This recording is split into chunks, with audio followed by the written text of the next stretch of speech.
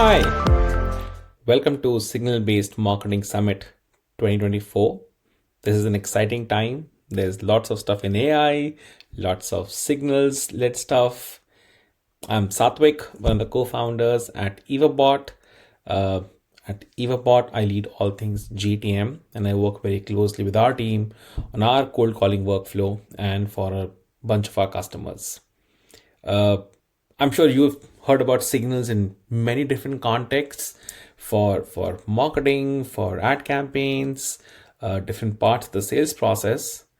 But usually, the one place I think signals are getting missed, being used, is in your cold calling workflow. So that's the focus of my presentation today, to take you through what is the state of cold calling today and how can you apply the signals-led method to cold calling. So if you look at the state of cold calling today, cold calling has clearly emerged as the single most important channel for sales development teams today, especially when email rates are falling, deliverability is a challenge, social media, LinkedIn is a hit or a miss. Not every audience segment is available. Cold calling is the most reliable way of getting through to prospects and delivering your messaging. And the average numbers, this is data from Cognizant. We have looked at similar data from Orem and Nooks as well. Overall, this data looks healthy. Close to 16% connect rates, okay-ish connect to conversation. Typically, the benchmark here is after somebody picks up, are you having an engaged conversation with them for more than 60 seconds? That's a conversation mark. And then from conversation to meetings, roughly around 5%. While this looks good, we are already seeing some dangerous signs. Connect rates are going lower, not increasing, especially as power dialers come through, and a lot more dials are being made. Similarly, with conversation rates, while 9% is pretty good compared to email and other channels, it has seen a drop. So what can we do about it? Well, the single most important change that we are seeing in cold calling is how do we bring the same AI enabled intelligence and personalization that we've seen work earlier in emails, especially in social media messaging and even in ad campaigns. How do we bring that into cold calling? Because now, every time somebody picks up a cold call, if they even get a whiff of a generic script, or they hear the sentence they've heard so many times, they'll hang up the phone very quickly. They have very little patience to hear another cold call.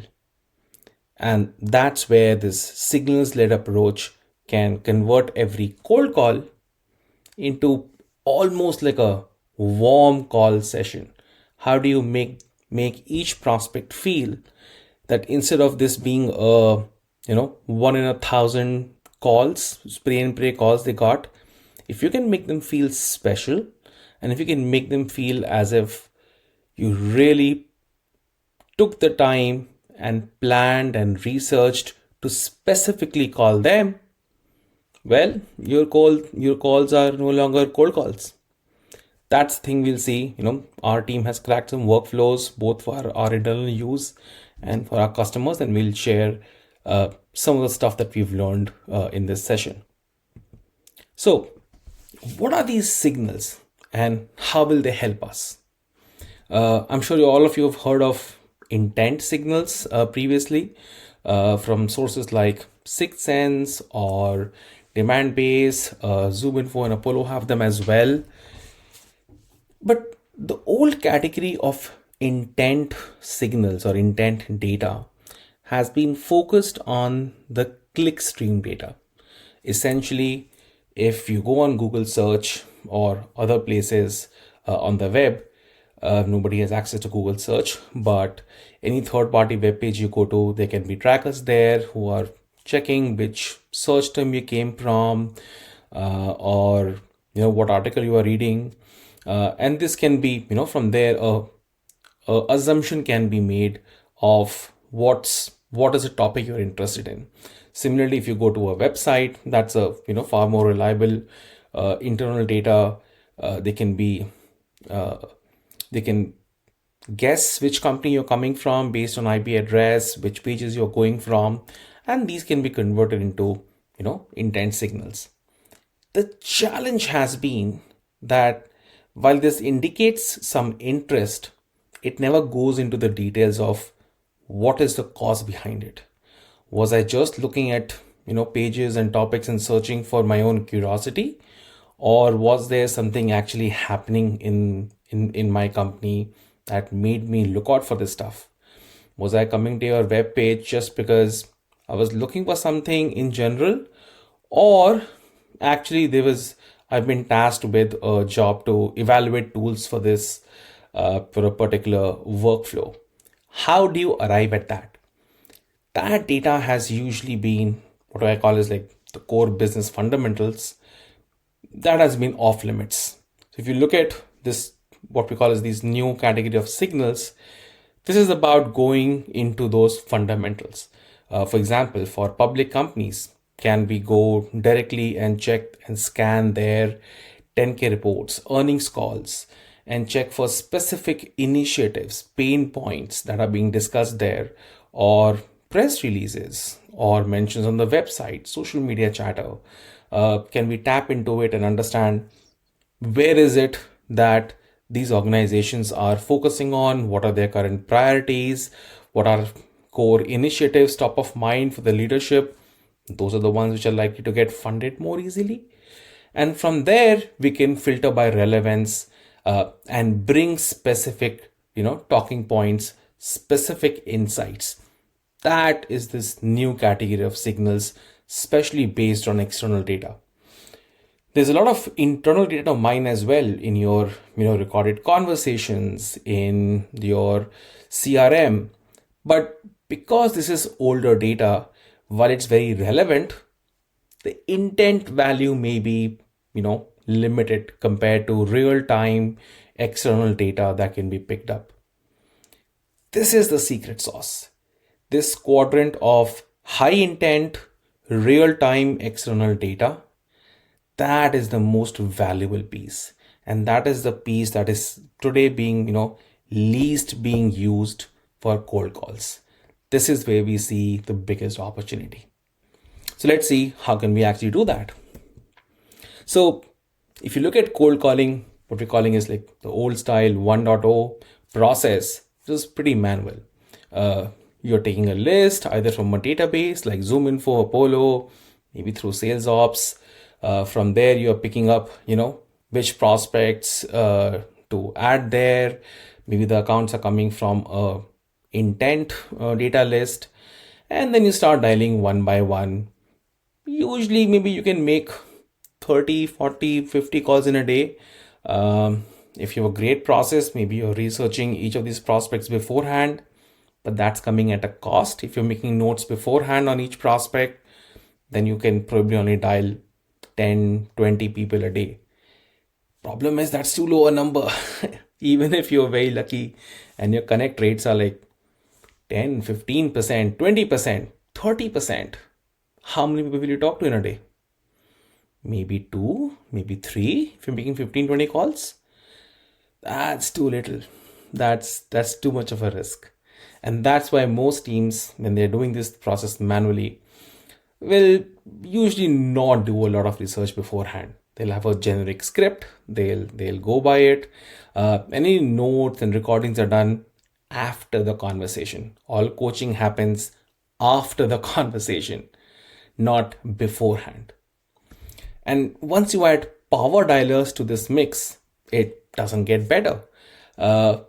It definitely can increase the number of dials, but like imagine the generic openers that teams go through with these.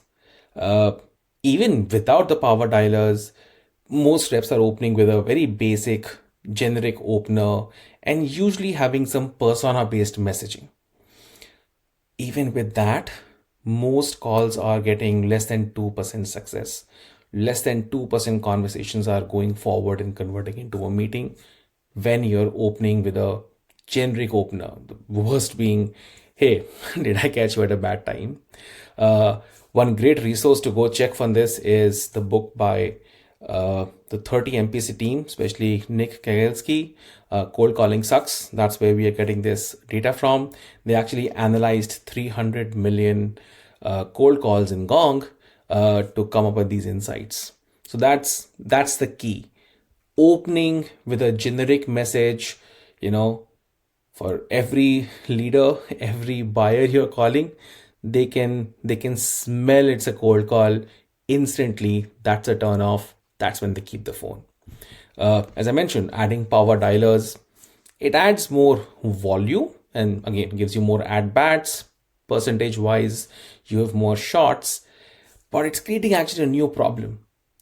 Now, for reps, even using persona based messaging is hard. You can arrange by sequence, but still, calls are going on in parallel mode.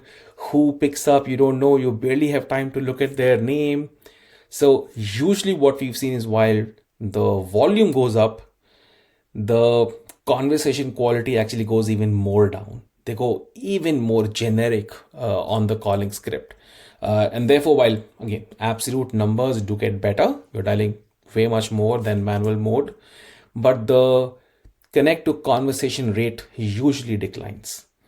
And this is all made or broken in those first 15-30 seconds when somebody has picked up the phone.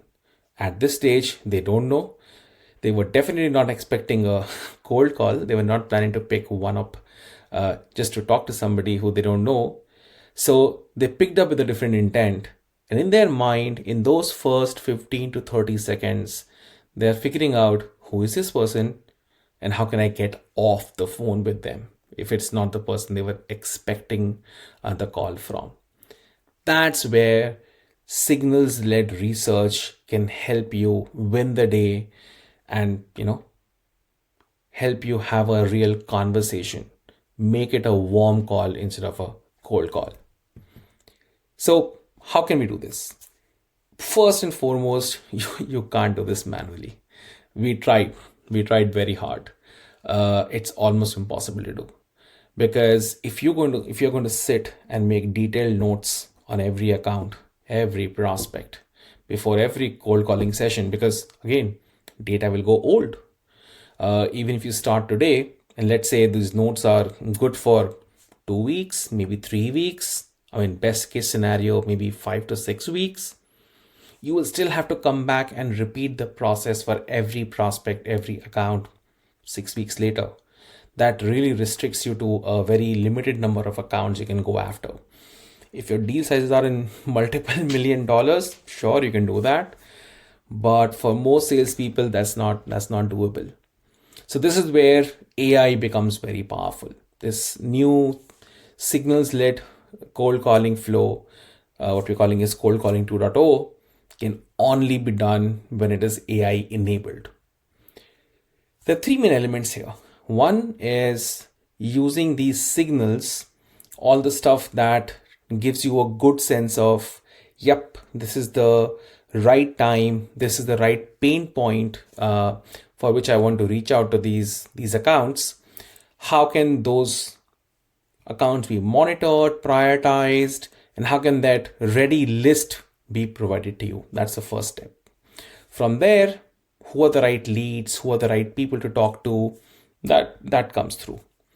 But now you need deep analysis, the step number 3 here, on what would be the best talking points from everything that's happening real time outside, whether it is a specific interview from their CEO about their priorities, or maybe a specific priority of investments they have outlined in their earnings calls. Or for a private company, maybe there's social media chatter around a problem they are facing. For example, let's say if you're selling a employee retention tool and there's a lot of chatter on employee churn there, Even for a public company, the digital footprint is large enough today to go pick up these different signals. And based on that analysis, AI can now pick up and figure out what would be the best talking points, arrange them, insert them into your CRMs, into your sales enablement tools like Outreach, Salesloft, others. And from there, if you're dialing from within those tools, you can use those insights, or they can go into your dialers, power dialers, parallel dialers as well. One thing which is very important, step number 6 here, this does require always some manual oversight so that you can look at the final insights, be sure that the signals make sense, the insights are spot on. Once you train it a bit, then you can run it on autopilot as well. So how does this look like, this process? What's the output like at the end? Well, this is Outreach. We use Outreach. This is, of course, on the right hand side, our Chrome extension, which brings all these insights and automates this entire process. But whatever else you may be using, the net output you should see is all these pointers are now auto inserted into your CRM or sales enablement tool, so that when your reps are dialing, the insights, the talking points are right in front of their eyes. The best part is, well, you can control this. Different teams have different styles of talking, different openers, different signals that can make sense, and the AI can be customized. This is one thing, just a small shout out to Evabot, that we can fully automate and set up for you. But even if you're looking at other tools, maybe a combination of different tools, you can create a workflow which can bring this kind of output to you. This is transformational. Once your reps can start having specific individualized conversations and open with specific questions or observations, especially in the first 15 to 30 seconds, it's a game changer. Usually your connection to conversation rates absolutely skyrocket. This is an example of it. This is again one of the frameworks we picked up from the Cold Calling Sucks books. Big fan of that. Highly recommend reading for everybody. This is one example where you open instantly with a specific insight, making the other person curious, and then ask for the permission. Instead of the traditional permission-based opener, they call it the tailored permission opener. There are many variants and there's no one right way. You can use what is working for your team. The important part is figuring out where in the first 15 to 30 seconds do you want to bring in your insight. The earlier, the better, so that the person is not turned off, or they don't assume it's a spray and pray cold call and put the phone down. Again, this can vary. This is a basic example I wrote, but it will make a lot more sense if it's specific to your company based on the signals you have. The psychological power here is it catches the recipient a bit off guard, but they're hearing something that is specific and relevant for them. It serves as a pattern interrupt for them. It jolts them out of the usual expectation they have. They'll wait for a couple of seconds, hear if this is a cold call, and then put the phone down. This breaks that process, and that's the power of it. What's the impact? It's pretty significant. This is based on data from almost 150,000 signals-led dials, both from our team and for our customers. There's a lift in every metric. The dial to prospect sees an increase, almost a 23% increase, because there are better accounts to dial. And therefore you can dial them more. There's better prioritization there. But the biggest lift is connection to conversation. The earlier you use a specific talking point, you break the pattern, you're able to talk and have an engaged conversation for more than 60 seconds. This is where the biggest number is, and this is just the average number.